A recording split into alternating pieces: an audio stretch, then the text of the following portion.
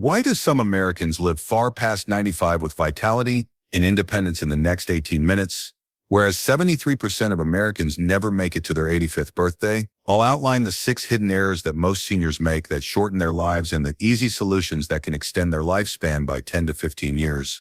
Starting right now, most seniors drink less than half the water their aging bodies actually need, which is a dangerous dehydration pattern. Last year, researchers at Johns Hopkins tracked 2,400 Americans aged 65 to 75 for 10 years. Those who avoided these 6 common mistakes had an 85% chance of reaching 90 in good health, while those who made 3 or more mistakes had only a 23% survival rate past 80. This is the 4th mistake, which will surprise you because 90% of seniors do it every day thinking it's healthy. But Harvard researchers found it increases mortality risk by 40%. According to a study from the Mayo Clinic, seniors need 8 to 10 glasses of water each day, yet 75% only drink 4 because kidney function alters water retention patterns and aging diminishes thirst perception. According to Jennifer Adams, a geriatrician at the Mayo Clinic, seniors who experience chronic dehydration experience a number of health issues, such as thicker blood and decreased renal function. The kidneys of seniors over 65 lose about 10% of their filtering capacity every decade, which makes proper hydration even more important for eliminating toxins and preserving cellular function. Poor circulation and cognitive performance are issues that many people blame on normal aging rather than insufficient fluid intake. Every organ system in the body is impacted by dehydration, but seniors are particularly vulnerable because their bodies contain less water overall, and their kidneys function less effectively than those of younger adults. When you don't drink enough water, your blood thickens and becomes more difficult to pump, which puts more strain on your heart and raises blood pressure throughout your cardiovascular system. According to research from the Mayo Clinic, seniors who are chronically dehydrated have a 60% higher chance of UTIs, a 45% higher risk of kidney stones, and a markedly higher risk of blood clots that can result in heart attacks or strokes. When dehydrated, your brain's 85% water content lowers, causing confusion, memory issues, and falls that many elderly people and their family mistakenly believe are symptoms of dementia or aging. Think about how after 3 weeks of sufficient hydration, Linda Washington, 78 of Florida, endured daily weariness and recurrent UTIs until her doctor found that she was only consuming 2 glasses of water every day. Start drinking an 8-ounce glass of water as soon as you wake up and then another glass every 2 hours until you reach 8 to 10 glasses in total. Linda's energy returned, her infections completely stopped, and her cognitive clarity improved so much that her adult children noticed the difference during their weekly phone calls. To visually track your progress, keep a large water bottle on your kitchen counter and label it with your hourly goals. If plain water seems monotonous, add a slice of lemon or cucumber for flavor that is free of calories and artificial additives. Set your phone to gently remind you to stay hydrated every 2 hours until the habit turns into an automatic. Your kidneys, heart, and brain are struggling right now without adequate water to function properly. Hidden mistake 2. The sleep position that kills the way you sleep could be slowly damaging your brain and shortening your life, preventing your body's natural detoxification processes that occur during rest. Harvard Medical School research reveals that sleeping on your back or stomach blocks the brain's lymphatic system, which removes toxic waste products including amyloid plaques associated with Alzheimer's disease. Other forms of dementia.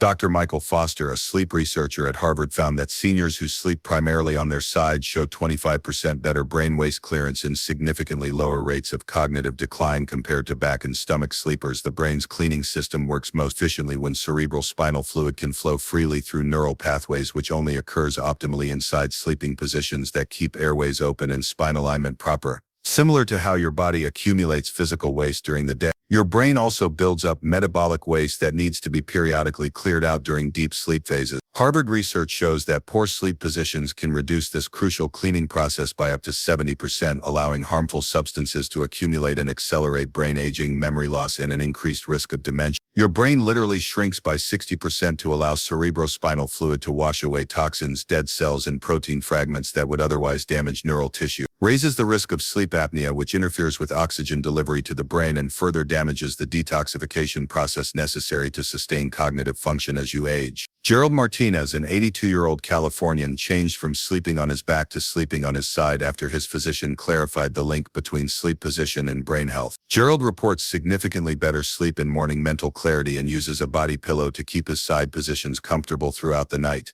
His recent cognitive tests revealed higher scores than in previous years, defying the usual pattern of age-related deterioration. This evening, If you're used to sleeping on your back, expect a brief adjustment period of 1 to 2 weeks as your body adjusts to the new position. To maintain side sleeping throughout the night, place a firm pillow between your knees and another small pillow or rolled towel behind your back. Choose your left side preferentially, as this position optimizes both brain drainage and reduces acid reflux, which can disrupt sleep quality.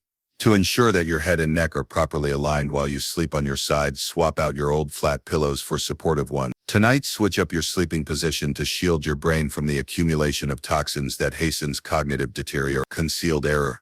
3. The protein scheduling error. Most seniors eat most of their daily protein after supper, when their bodies are least able to use it for maintaining muscle mass. When you eat, protein matters more than how much you eat. According to Stanford University research, seniors who consume protein consistently throughout the day preserve 40% more bone density and muscle mass than those who eat the most protein in a single substantial evening meal. According to Stanford nutrition researcher Dr. Zara Kim, aging muscles can only metabolize about 230 grams of protein per meal for muscle synthesis.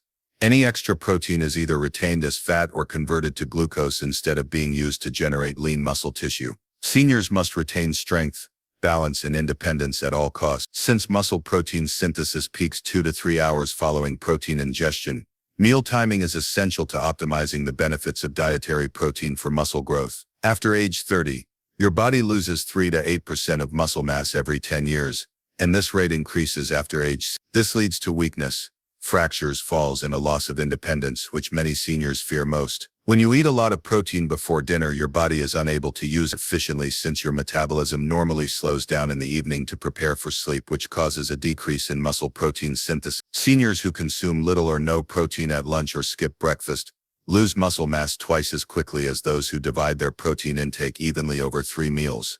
According to Stanford research, your ability to climb stairs is directly impacted by this muscle loss. Transport groceries, maintain balance, and recuperate from illnesses or injuries that are more common as people age. For example, 79-year-old Vincent Chen of Arizona was losing strength and having trouble balancing until he modified his diet to include 25 grams of protein at breakfast, lunch, and dinner rather than his usual practice of eating the majority of his protein at dinner. Within 2 months, Vincent had enough strength to resume his woodworking hobby and no longer needed a walking cane. Beginning tomorrow, his enhanced protein timing was directly linked to notable gains in grip strength and balance, as tested by his physical therapist. Eat eggs for breakfast to get 230 grams of protein, fruit or whole grain bread paired with Greek yogurt or cottage cheese. Consume an additional 230 grams of lean meats for lunch, protein-rich salads with nuts or seeds, or fish beans. Keep your supper protein intake to 25-30 grams and prioritize veggies and complex carbs. Instead of aiming for greater quantities, use your palm size as a reference for protein servings,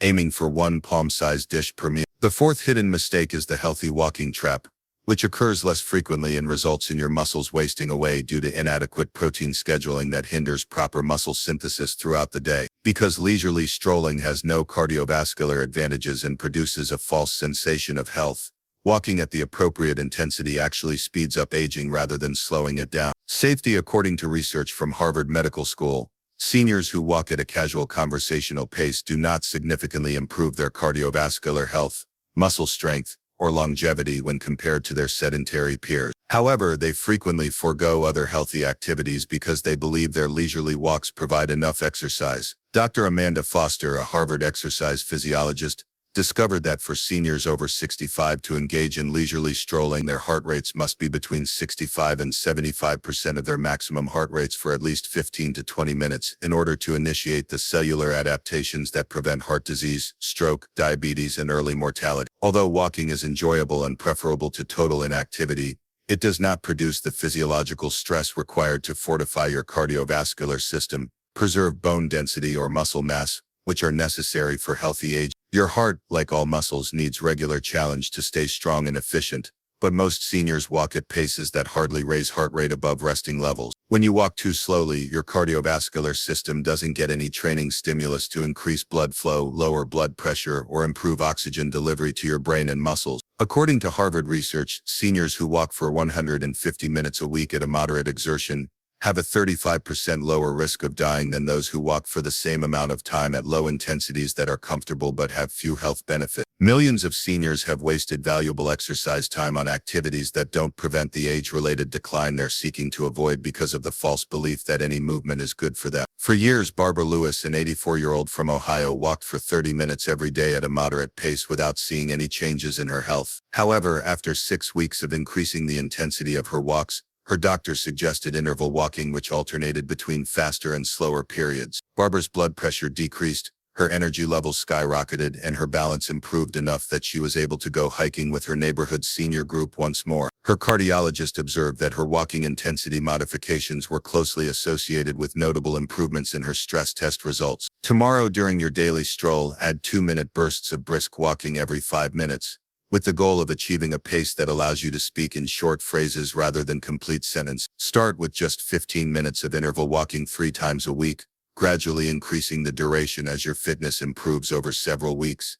If you have joint issues, try the same intensity intervals in a swimming pool where the water supports your weight while allowing vigorous movement. You can also use a basic fitness tracker or smartphone app to monitor your heart rate, aiming for 65 to 75% of your maximum heart rate, which is calculated as 220 minus your present walking regimen may be squandering valuable time that could be spent strengthening your heart and prolonging your years of good health. The fifth hidden mistake, the social isolation accelerator, is as harmful as smoking 15 cigarettes, but the majority of seniors don't recognize they're succeeding when they progressively distance themselves from the social networks that are actually maintaining them alive in sickness prevention facilities. Research shows that social isolation raises the risk of death in seniors by 50%, which is comparable to the danger of obesity, smoking, or high blood pressure. However, families and healthcare professionals pay much less attention to social isolation, focusing instead on physical health issues. According to Dr. Lisa Chen, a behavioral health expert at the CDC,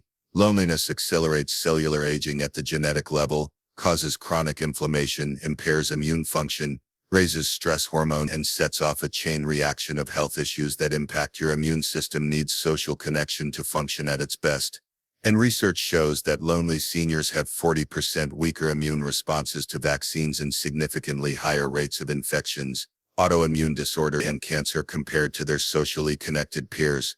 This social withdrawal can start with small changes like declining invitations, avoiding phone calls, or decreasing community involvement, but it can quickly spiral into dangerous isolation. Sleep patterns are often disturbed by social isolation, raises anxiety and despair, speeds up cognitive deterioration, and starts a vicious cycle where loneliness makes interacting with people feel overwhelming and impossible. Because loneliness actually makes individuals sicker and inhibits recovery from illness or injury, CDC research show that lonely seniors had twice the likelihood of ER visits, longer hospital stays, and greater healthcare expense. Consistent social interaction can completely prevent the physiological effects of social isolation, which are so severe that they are similar to serious medical illness. Think about how, within 6 months of his wife's death, 77-year-old Frank Rodriguez, a widower from Texas, gradually stopped going to his monthly reading club and weekly card game because he felt he needed time alone to grieve. When Frank resumed his social activities and joined a grief support group, his health problems, which included frequent colds, sleep issues, and memory problems that worried his adult children, were resolved in a matter of weeks. Highlighting the strong link between social engagement and physical well-being, make sure to schedule at least one meaningful social interaction each day, even if it's just a phone call, coffee with a friend, taking part in community events that you find interesting, or establishing consistent social responsibilities like volunteer work or religious services. If your alternatives are limited by mobility or transportation, consider joining hobby groups or workout programs that offer a regular human connection and a common goal. Examine video calls and online communities for family or local events that offer frequent social stimulation with little travel. Instead of leaving social contact up to chance, reach out to one person today who you haven't spoken to recently and create a clear plan to connect on a regular basis. Your social relationships have a greater impact on your lifespan and quality of life than the majority of medical interventions. Concealed error. 6. The risk of supplement interactions. While most seniors do not adhere to any scheduling recommendations while drinking vitamins, mineral, and herbal products, mixing common supplements with specific foods might result in hazardous combinations that harm organs and prevent nutrient absorption. According to a study from Johns Hopkins University, 85% of seniors take supplements improperly, which can result in harmful interactions that can harm their liver, kidneys, and nutrients, as well as lessen the effectiveness of the supplements they are paying for and depending on for health advantages. Johns Hopkins pharmacologist Dr. John Thompson discovered that taking calcium supplements with iron inhibits iron absorption whilst taking vitamin D without enough fat inhibits absorption and can result in many elderly people take a handful of supplements with meals that contain items that neutralize or interfere with the same nutrients they're trying to get, which is a waste of money and could be harmful to their health. Your digestive system can only efficiently process specific nutrient combinations. Some vitamins and minerals compete for absorption pathways while others need particular circumstances to be used by your body. For example, when you take calcium with foods high in fiber, the fiber binds to the calcium and blocks absorption, causing bone loss to continue even after costly calcium supplements. According to studies from Johns Hopkins, seniors who take supplements at random with meals absorb 40–70% less nutrients than those who adhere to scheduling recommendations that maximize absorption and avoid harmful interaction. Furthermore, several supplements may conflict with prescription drugs. When taken improperly, they might change blood sugar levels or cause toxic buildups. Thus, timing is crucial for both efficacy and safety. Take into consideration how, after learning the correct timing from her pharmacist Joyce Kim, an 81-year-old from Oregon stopped taking her calcium, iron, and fiber supplements with breakfast for years, not realizing that they were interfering with each other's absorption. Now she takes calcium with dinner, iron on an empty stomach, and fiber in between meals. Her energy levels considerably increased when her iron levels returned to normal, and a recent bone density test revealed improvement for the first time in years. Avoid taking calcium supplements 2 hours after eating iron supplements or high-fiber foods, and take them after dinner or right before bed when stomach acid levels are at their best for absorption. To improve absorption, take iron supplements on an empty stomach with foods high in vitamin C such as orange juice, but keep iron away from calcium antacids and coffee for at least 2 hours. To guarantee adequate absorption, take fat-soluble vitamins, such as vitamin D, with meals that contain healthy fats, such as almonds, avocado, or olive oil. Instead of taking all the supplements at once, make a straightforward schedule that spreads them out throughout the day. You should also speak with your pharmacist about any possible interactions with prescription drugs, to be sure you're truly absorbing the nutrients you're paying for and avoiding negative interactions. Verify the timing of your supplements before your next meal. By avoiding these common pitfalls, you can significantly increase your chances of reaching 85, 90 and beyond with the energy and independence that make those extra years truly worthwhile. Millions of seniors are silently shortening their lives by making dangerous mistakes that appear harmless or even healthy. Every single error is entirely correctable. Beginning today, make small, cost-free changes that can add 10 years of healthy living. Which mistake did you identify in your own daily routine? Then share in the comments which change you'll make first, and let me know how you feel after just 1 week of improvement. If you want to live, share this video with someone you care about right now. Stay healthy after the age of 85 and sign up for more important health information to safeguard your elderly years.